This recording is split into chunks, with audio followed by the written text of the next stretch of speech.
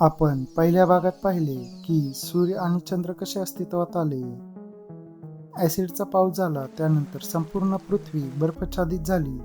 साधारणपणे जेव्हा पृथ्वीवर सूर्यकिरण पडतात तेव्हा जमीन त्यांना शोषून घेते, पण लाखो वर्षापूर्वी पृथ्वी बर्फाने झाकलेली होती. त्यामुळे सूर्यकिरण जमिनीवर पडून परत अवकाशात परिवर्तित होत होते. म्हणून पृथ्वी प्रदीर्घ काळ बर्फाने झाकलेली राहिली.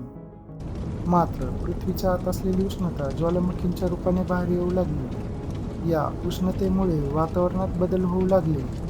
समुद्राच्या तळाशी लहान लहान सूक्ष्मजीव जगायला लागले. ते हळूहळू विकसित होऊन अधिकच जटिल स्वरूप धारण करू लागले. समुद्रात लहान शैवाल व वनस्पती उगवायला लागल्या. ज्वालामुखींच्या उद्रेकामुळे वातावरणात कार्बन डायऑक्साईड वाढले आणि तापमान वाढायला लागले.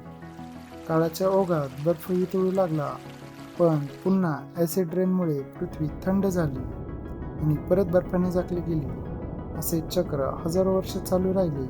परंतु अशातही काही जीव बदलत्या वातावरणाशी जुळवून घेत राहिले व ते पृथ्वीवर टिकून राहिले.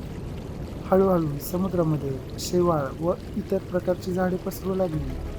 त्यामुळे वातावरणात ऑक्सिजन वाढू लागला आणि वाढत्या ऑक्सिजनमुळे ओझोनचा थर जाड झाला. साधारणपणे 47 ते 48 कोटी वर्षापूर्वी जमिनीवर पहिल्यांदा मॉस सारख्या वनस्पती उगवायला लागल्या.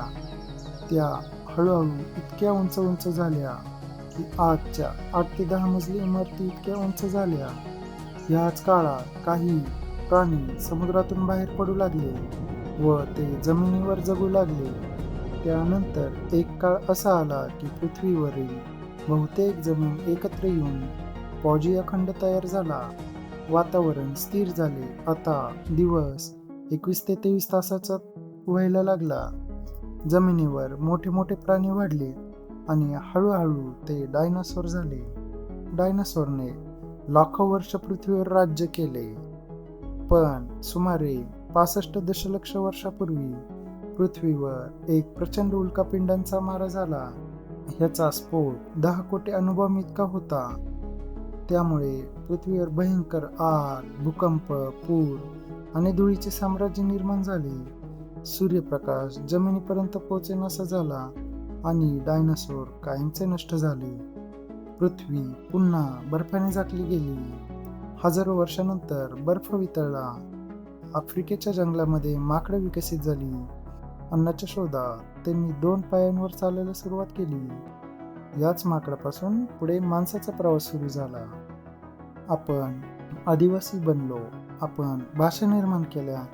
आपण धर्म, संस्कृती व कुटुंब उभी केली.